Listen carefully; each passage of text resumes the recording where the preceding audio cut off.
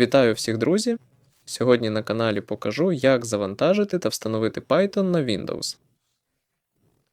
Отже, є два варіанти. Перший – зайти в будь-який браузер, набрати Python Download.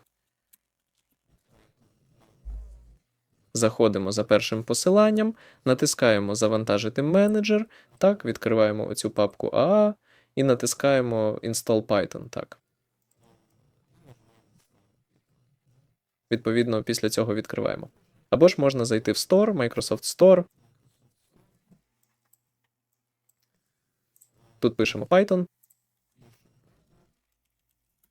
Ой, вона і так знайшла. Вибираємо потрібну нам версію. Так, можна Install Manager, можна 3.12, 3.13. Отже, остання версія це 3.3.13 і, відповідно, натискаєте кнопку «Отримати», після чого йде встановлення і можете ним користуватися. Це все. З вами був Едвард. Всім бувай!